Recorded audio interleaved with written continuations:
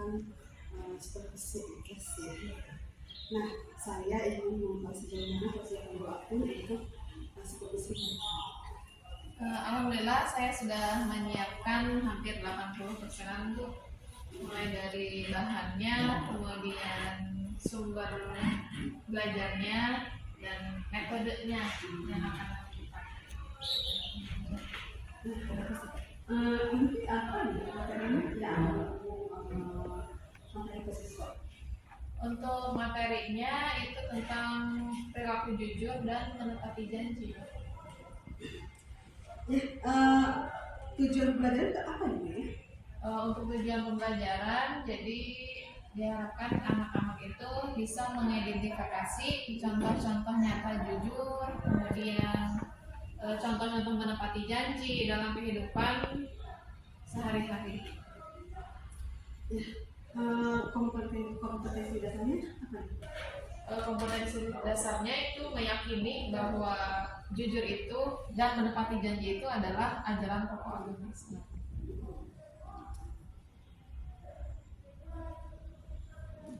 Baik, kemudian selanjutnya metode apa yang digunakan dalam proses pembelajaran? Metode yang akan saya gunakan itu adalah metode diskusi, Bu.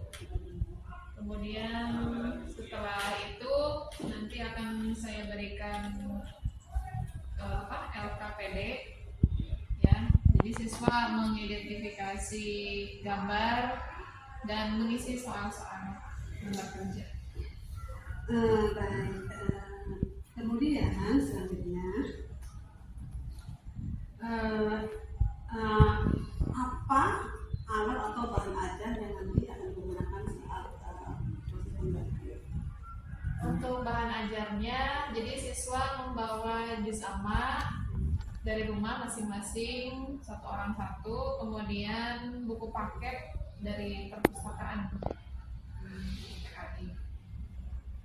Ya, strategi apa yang nanti akan Ibu lakukan supaya tercapai ya, supaya tercapai pendidikan ya, yang ketika materi yang Ibu sampaikan supaya Jadi strategi yang saya gunakan itu menggunakan strategi tutor sebaya. Jadi untuk yang sudah memahami, misalnya jadi bisa memberikan pemahaman kepada siswa yang lain yang belum paham. Jadi kita memaksimalkan kemampuan siswa dengan yang berlebih ya. Karena memang kan pembelajaran diferensiasi itu kan kita jadi bisa memfasilitasi siswa, kemampuan siswa ya, apakah ada yang peluang di atas, sedang apakah ada yang kurang. Buat nanti bagaimana tahap atau alur pembelajaran nanti saat proses pembelajaran pada saat supervisi. Untuk tahapannya, pertama saya melakukan orientasi dulu, Bu, seperti mengucapkan salam, kemudian anak-anak berdoa, kemudian menyajikan lagu-lagu wajib. Setelah itu melakukan apresiasi kepada anak, memberikan motivasi dan memberikan arahan acuan untuk pembelajaran apa hari ini.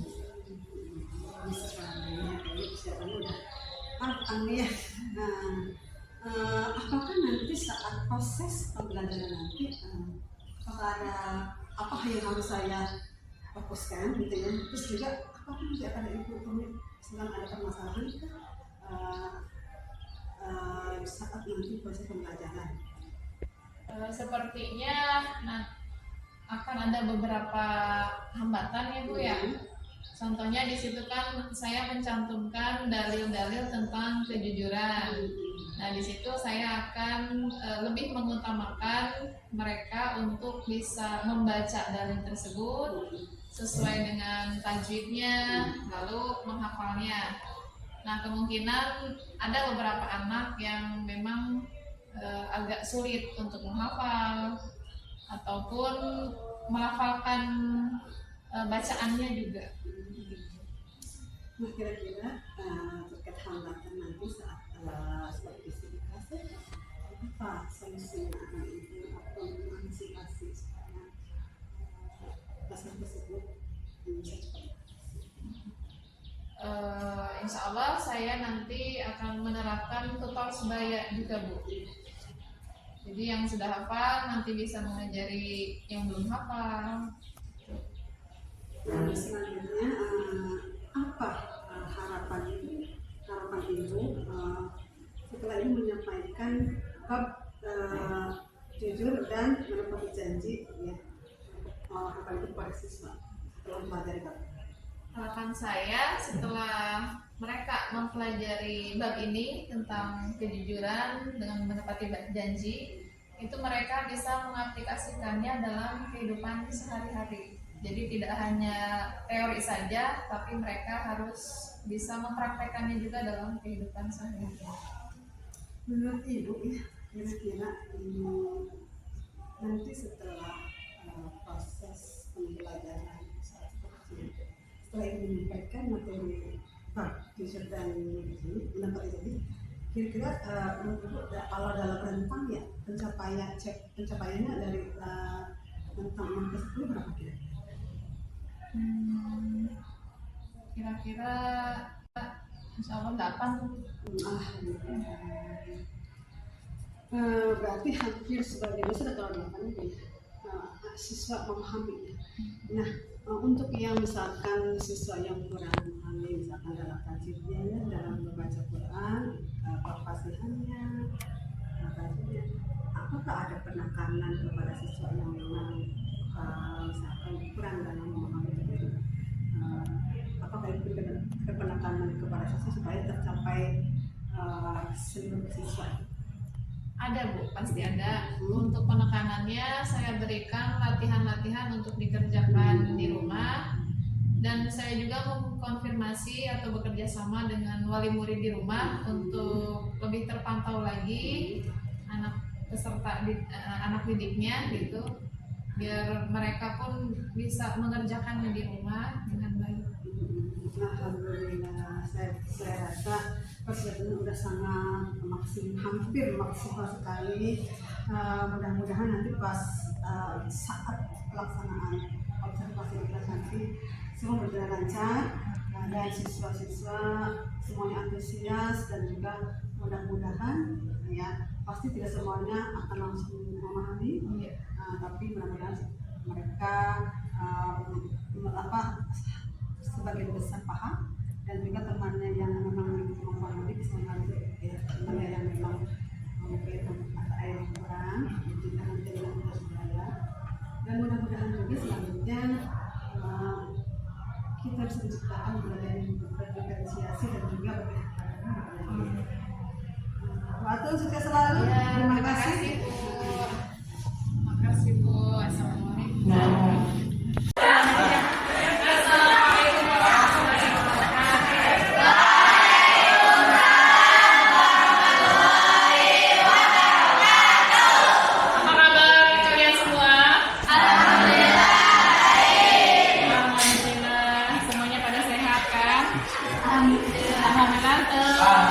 Kita semua diberi kesempatan untuk bertemu kembali pada mata pelajaran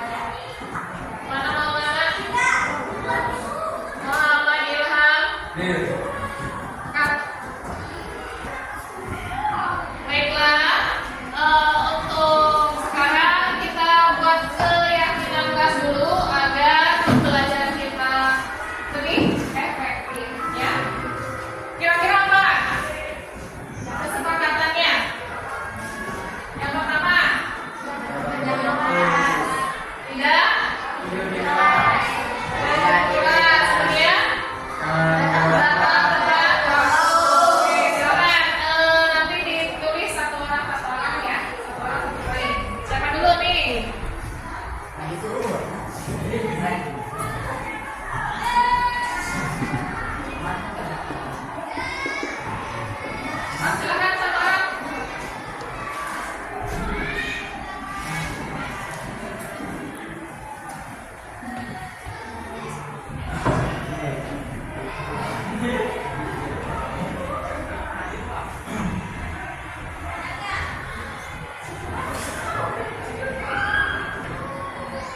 Datang tepat waktu. Jadi jangan sampai guru sudah datang kalian belum datang atau telat. Selanjutnya, yang kedua apa?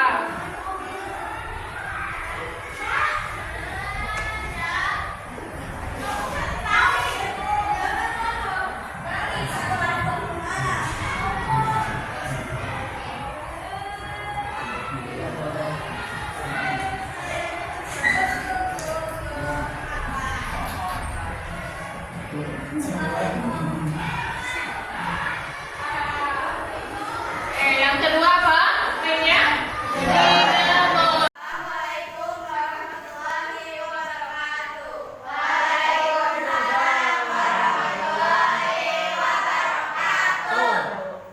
Jadi terdirinya kami di sini ingin menjelaskan tentang identifikasi kami pada gambar-gambar tersebut. Pada gambar pertama menjelaskan tentang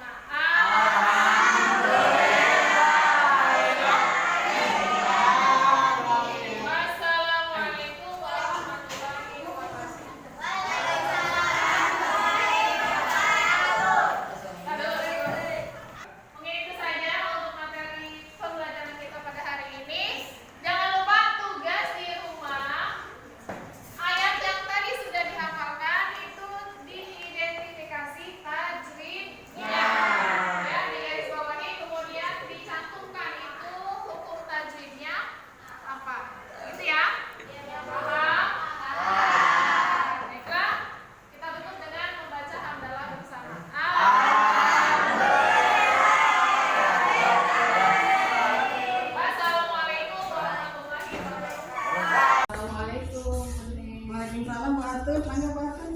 Apa kabarnya? Alhamdulillah baik. Batun gimana kabarnya? Alhamdulillah baik. Saya sudah mensupervisi ibu di kelasnya. Bagaimana perasaan ibu setelah tadi ibu menyampaikan pembelajaran di kelas? Alhamdulillah, saya merasa senang sekali karena siswa di kelas sangat antusias dalam mengikuti pembelajaran detektif. Oh iya, kalau dalam kalau boleh tahu perkembangan itu dari skala awal dari skala 6 ke 10 kira-kira ibu berapa perkembangannya? Untuk melihat perkembangannya, alhamdulillah sekitar ada skala 7. Oh ya, berarti tadi ibu di dalam mengajar di kelas tadi menggunakan metode apa ya Bu? Menurut ibu metode itu sudah berhasil ataukah ke depan masih ada hal yang diperbaiki? Saya menggunakan metode infokus Bu, sama memberikan latihan-latihan kepada anak. Alhamdulillah itu sudah mencapai 80%. Alhamdulillah ya. Menurut ibu setelah ibu menerapkan metode tersebut, adakah atau hambatan yang ibu alami ketika ibu belajar di kelas tadi?